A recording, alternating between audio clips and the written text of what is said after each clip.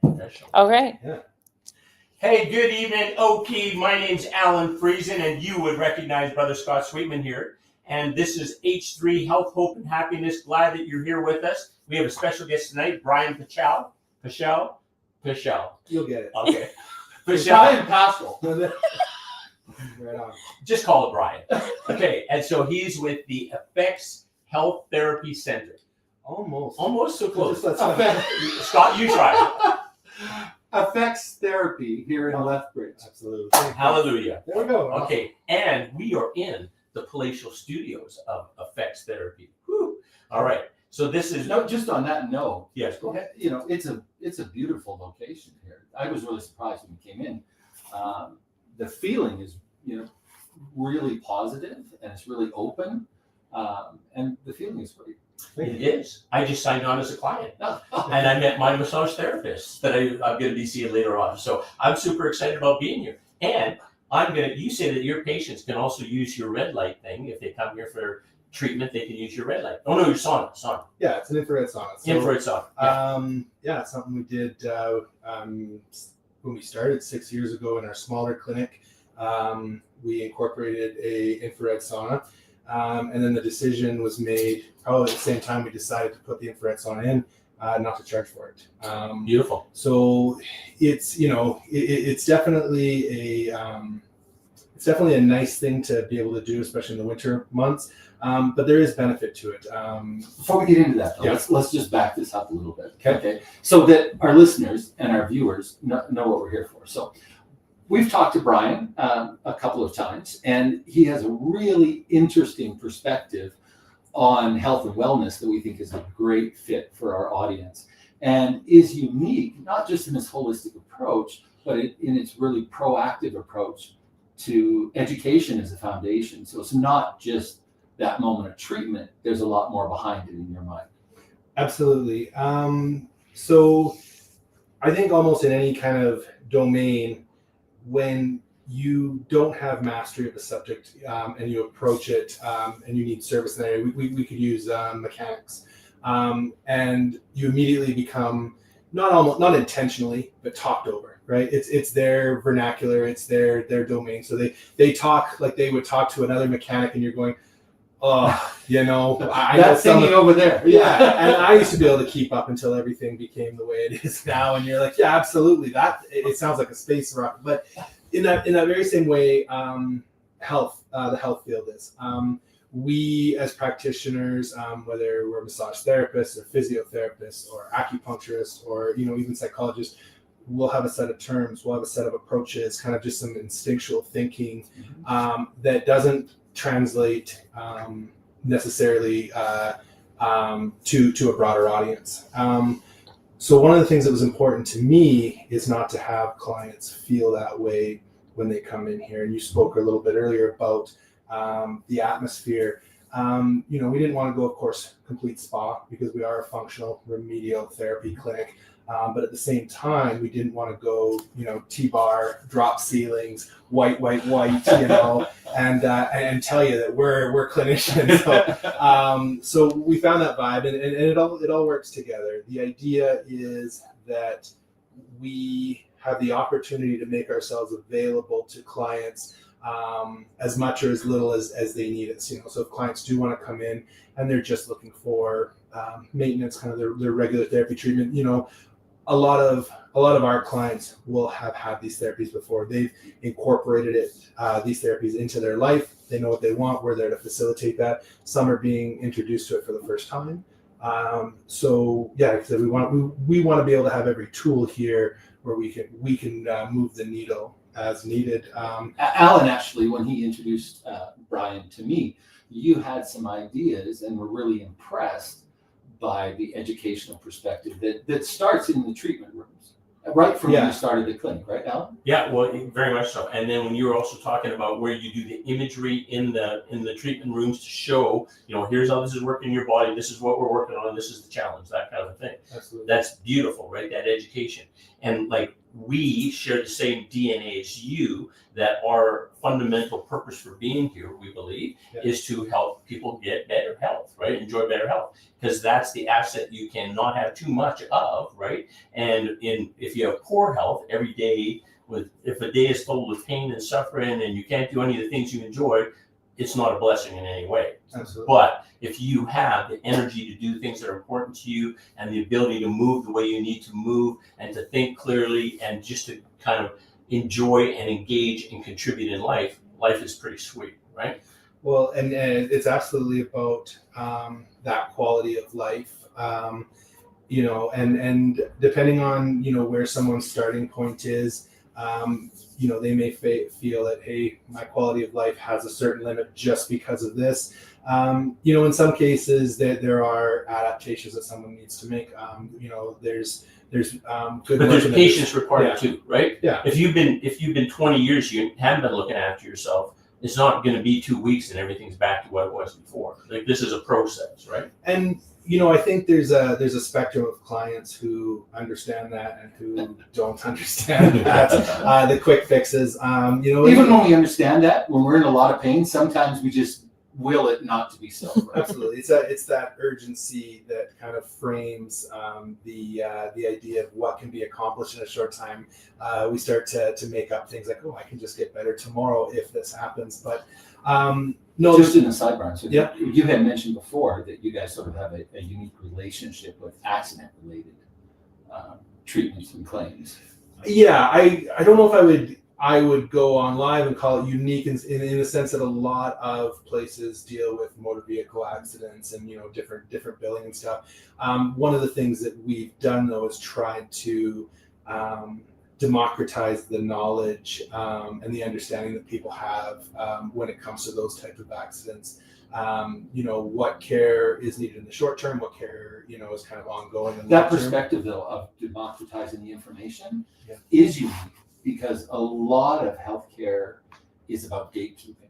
And, you know, I know through my own healthcare journeys, a lot of times it's like, oh, well, we don't really want you to go look that up because you're going to misunderstand it. You're not a neurosurgeon, so let us tell you what you need.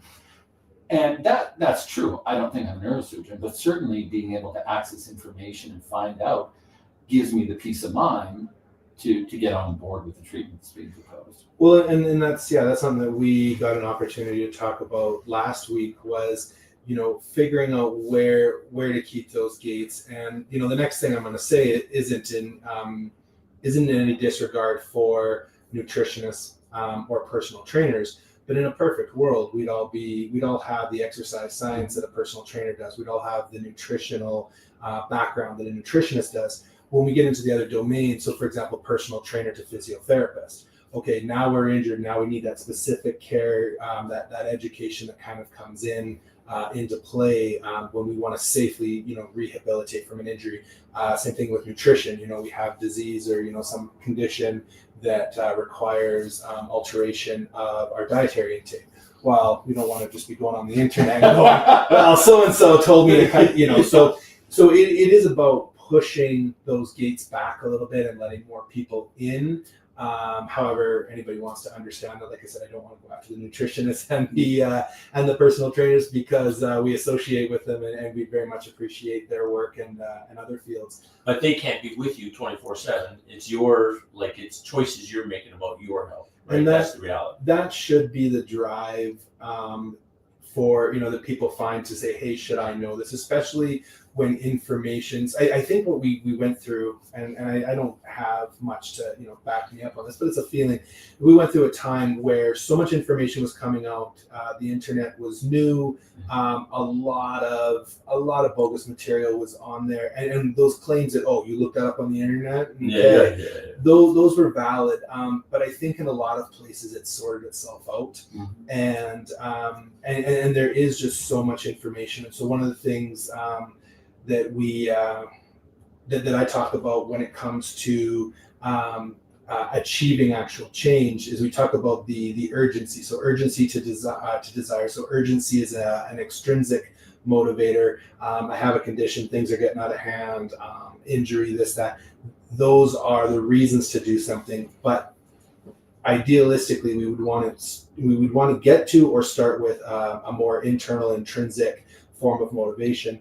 And There's a reason why I want to have better health, right? There's a reason why I want to have more yeah. And usually that reason why comes from the knowledge of outcomes. So it's a very structured 3-step process. You have the knowledge of outcomes, which, the example I think when I first talked to you, I didn't even use health. I thought, when you go to buy a car, well, if you only know that there's 2 models and you're looking at models, like, it was like, okay, well, I got this or this. But once you know what's out there, like, okay. And then you start learning more about the cars, and that's your mastery. So that's the second stage. So you understand the outcomes. Then you start to gain knowledge of the core material and the more intricate stuff. You gain that mastery and that confidence.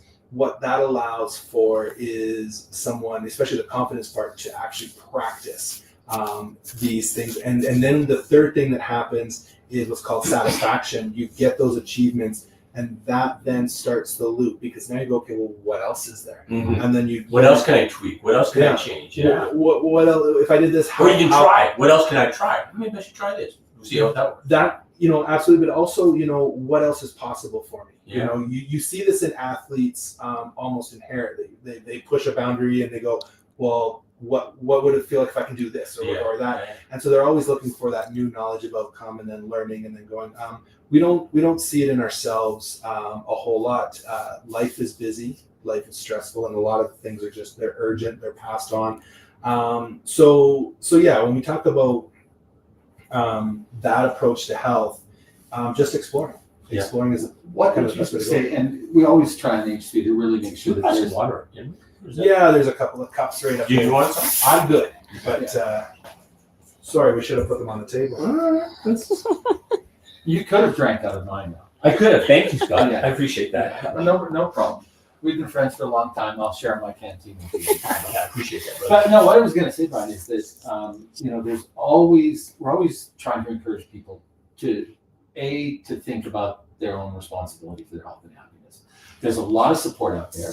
If you go looking for it, if you sit back and say, "Oh, no one's going to help me," then it's hard to find support, right? But there's so much actionable modalities that we can use. I know that's a touchy word for therapists, but there are so many things that we can engage in personally, especially under the guidance of a professional, to improve our health and wellness.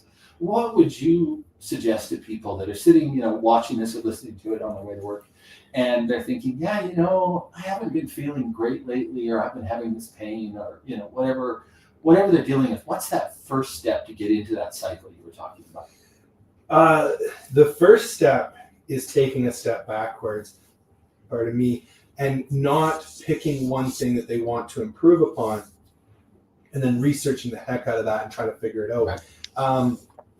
One area that we got to kind of talk about is when you actually learn about, let's talk about the holistic health. So physical activity, nutritional health, stress, or mental health and stress management, rest and rejuvenation, of course, work-life balance, but we'll talk about the 4.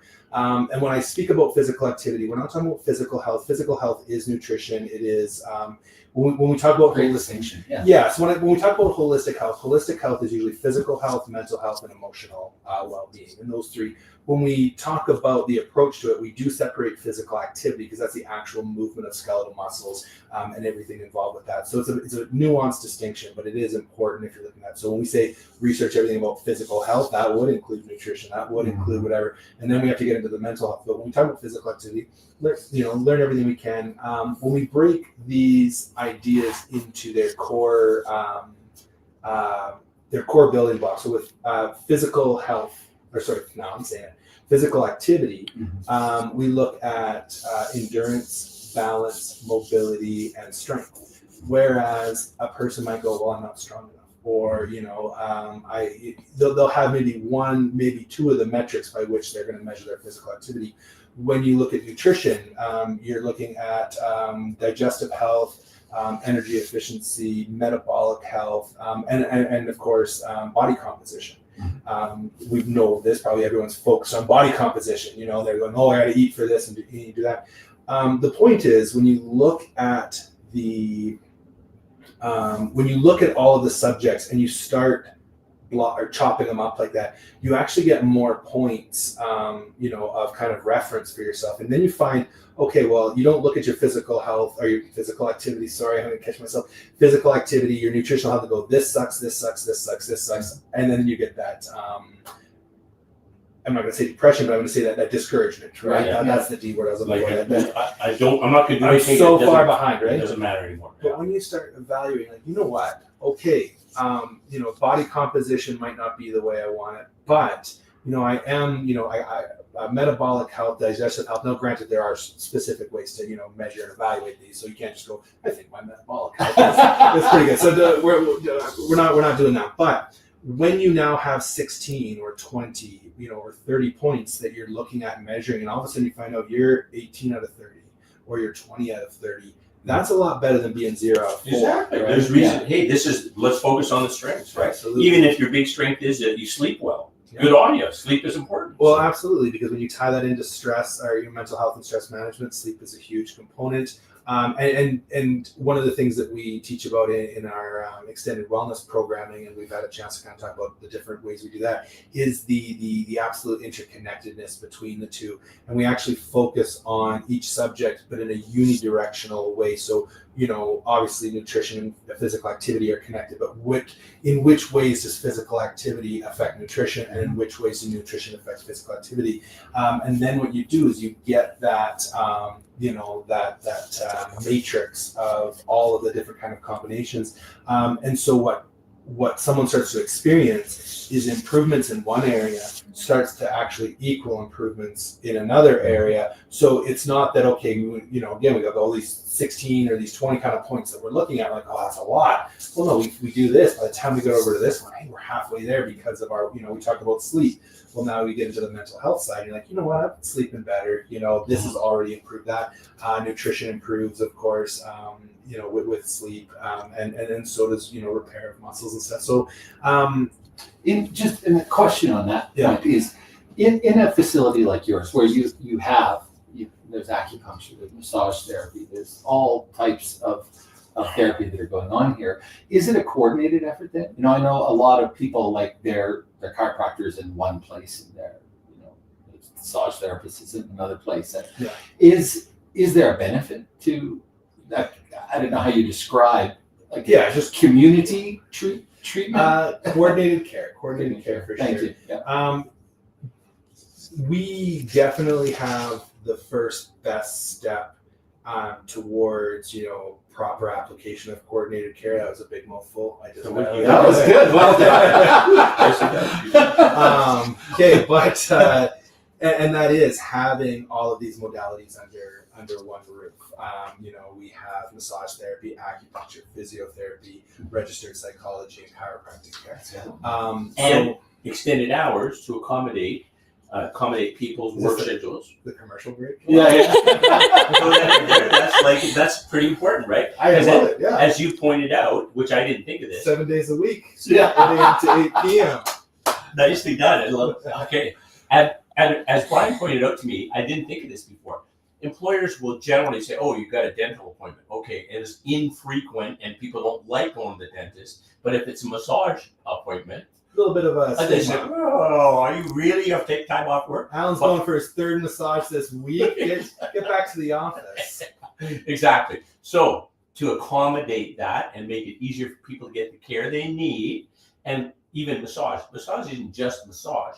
That does a whole bunch of preventative type work for your body's health, right? Well, we can do that with all of the modalities, and so I'll kind of work backwards. I just want to give our listeners and viewers a little bit of background. Is that Bryan started still is a therapist. I mean, you started at the base level of wanting to physically help people. This is an extension or development of that, right? So I started.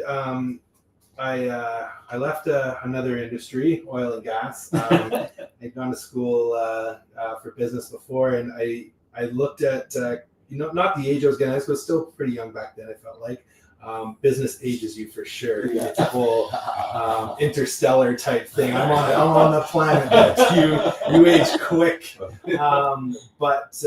No. So I said, health and wellness has to be something that I incorporate into my life, because we look at the personal trainers and the nutritionists and stuff, and and they always have that motivation and that if I can do it, you can. It's your job. Yeah. It's every day for you. So so I knowing that, I said, okay, I got to get into the health field, and massage therapy was my entry, and I actually developed a passion for it while I was in school.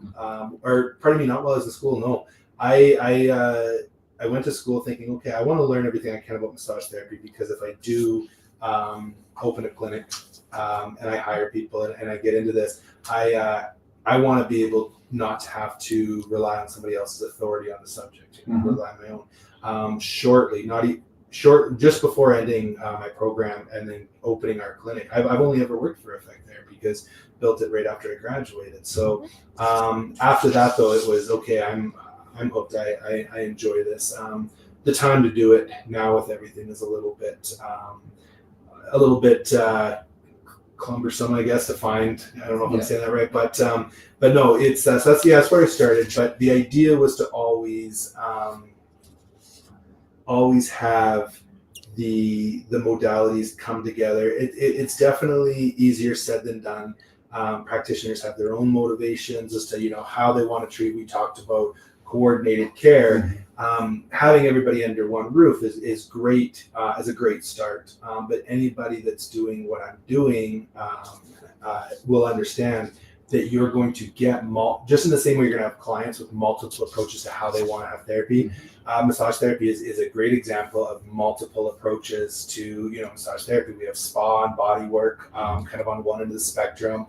You got athletic therapy, athletic massage therapy on the other, and then kind of everything in between. And so finding practitioners that it's not that they don't want to work together, but where everything kind of lines up is your first big challenge. But the real big challenge then is it will be the clients themselves. And I don't mean that in any sense where we're not appreciative of clients. Absolutely. But they'll have their own constraints. They're going to have time. They're going to have financial access to treatments. And all of those will kind of dictate how, and then they'll have their own motivations, of course, too.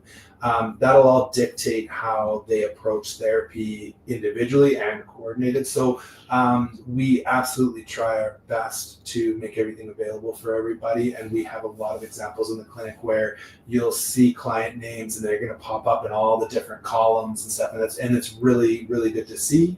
But it doesn't happen all the time. Mm-hmm.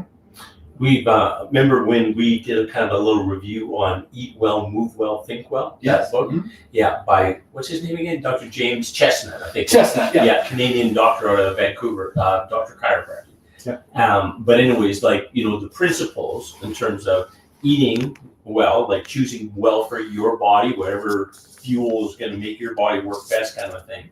And I think for some of us that could mean no meat or way less meat. Yeah. I'm not saying for everybody, but for some of us it could be that way. It'd be a tough lifestyle. Yeah, Good on you. I understand. So that, and then the activity level. For all the ranchers in my family, he know not what he said. Moving well, and then those two, then thinking well works well. It kind of happens automatically out of that. And then also what he builds into the whole thinking well is about a purpose, right? You have a purpose, right? You have a passion and a purpose, I would say. Would you agree?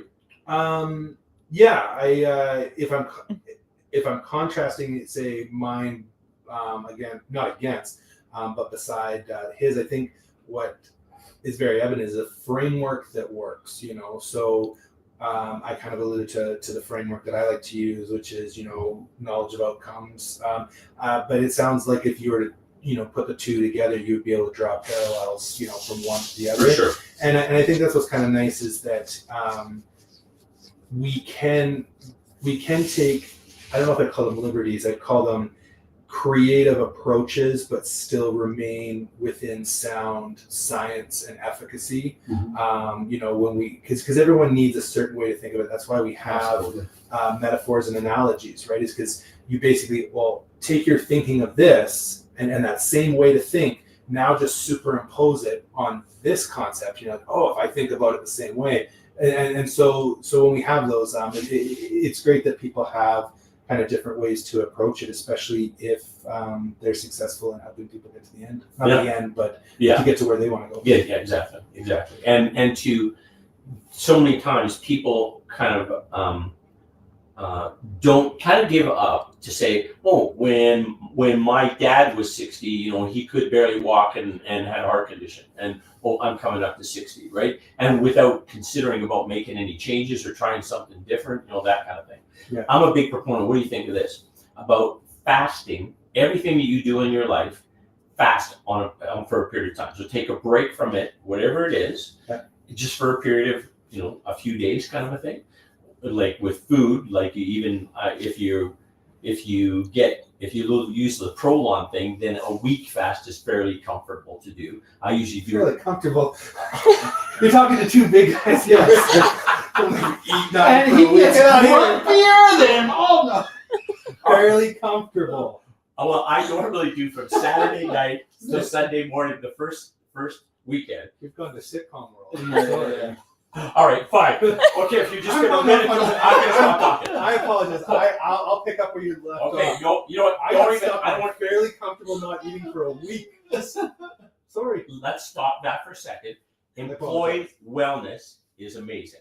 Employed wellness is amazing, and that's what when Bryan and I. We only have 5 minutes, everyone. So this is a topic that we would like to talk with Bryan a lot more about, and we'll probably have another show on that. Yeah. But if we can just introduce that idea and leave our viewers and listeners with our final thought for tonight. Okay. Before they cut us off. 4 minutes, employed wellness. Or do you want to get out the fasting? Go. Employed wellness is an effort we took on. It's the end of the year. Earlier, at the beginning of the year, and the idea is when looking for a way to deliver health education, and I use the term sell in place of provide. It's not, where it's not so much a product, but or we sell the idea on when you sell the idea of personal health and wellness, and you have to do it person by person by person, and that person has to separate themselves from they know their own motivations, they have their own things that they're dealing with. It becomes very difficult on a larger scale, and so we had the opportunity to explore and build, and we've been building it quite well for the last 7 or 8 months solid, and it's turned into something profound.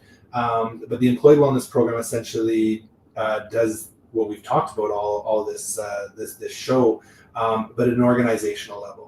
And an organization has a unique opportunity to do what we call structured engagement. We kind of frown away from the word like mandated engagement, but we do that structured. So that actually forms urgency when you're at your job and it's like, oh, hey, part of my work week is to engage in this health and wellness education. Well, I got to do that and get in there. And then they're exposed. It's bite-sized. It's over a period of a year. But what it results in is this constant exposure, which is another thing we haven't talked about, but very necessary to learning something. When you do a 4-hour seminar or something like that, you remember the start, you remember a couple of the jokes, and then you leave and go get drinks with the rest of your whatever. And then that's the seminar. And your employer goes, well, what did you learn? And you're like, that, Let me tell you this joke. Edmonton's expensive, but thanks for sending us.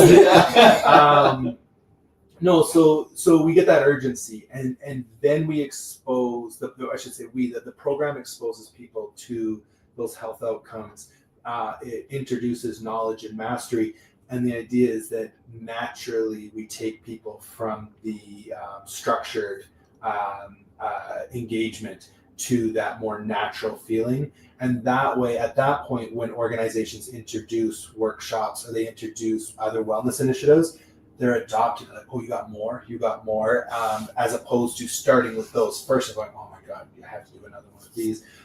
So it's in its way, it's just I don't know. What do you say when something is just kind of coming to fruition? Yeah. It's coming to market, I suppose. It's piloted. It's an idea that's comes to its time. So now we're seeing a cultural shift, I think, out in all things where work is coming into our homes are coming into work. I mean, the ideal, the 1950s family You know, you drove to work. Your wife made you breakfast. It was very male oriented.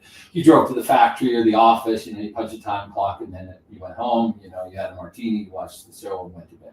Yeah. And society and culture has gone so far away from that, right? It's interesting, if I could say, because before that industrial revolution, industrial revolution. Because the word revolution these days just sounds so. It sounds scary. Like it's happening tomorrow, right? Yeah, The yeah, revolution is tomorrow. No, but the industrial revolution. Prior to that, as agrarian societies, I'm saying that right, where work and life were the same thing. Absolutely. Ironically, or interestingly enough, we're actually with remote work and with the way that we can reach out to each other. Bosses calling their employees or messaging late at night stuff. It's kind of interesting to watch us move back to that agrarian type, work and life are the same thing. So, it creates a whole lot of necessity for different approaches to health and wellness. Yes. And on that note, that's a great note. We're going to end the show on tonight. We're going to pick that back up with Bryan because that's something. Hey, we might make this into just a weekly podcast that we're just going to do this every week. The space. Yeah, I think Alan's very comfortable. Yeah. But you did get a viewer comment saying, "Fabulous, you fellows look like actors." Woo! Thank you. You're my blue sky, you're my sunny day. Thank you so much for that nice comment. And I'll actually be played by a much younger, thinner actor for the movie. Bryan? Well, Yeah, if this is the pilot, they're going to recast it. So we have one. You make one quick statement to get people engaged. What should they do? Explore. Perfect. Excellent. Thank you very much, Alan. All right. You do the closing. I just said to get him Matson. Go. Okay. Get a Matson from Al. We're switching roles now. Okay. From my very good friend, Alan Friesen, the acapellist. From my new friend, Bryan Pasht. No. Paschal. There, I got Paschal. it. Thank you. Nailed it. It's a great name, but it catches you. Right? Just Bryan. Yeah, I think Bryan. it's really Well, fun. I want to try it again. Okay. I challenge myself, like you said. Nice. I was Good exploring. job. Anyway, from the three of us, look for us again. We'll be back for sure to talk to you about health, hope, and happiness. Get him Matson to our Indigenous brothers and sisters. Good night.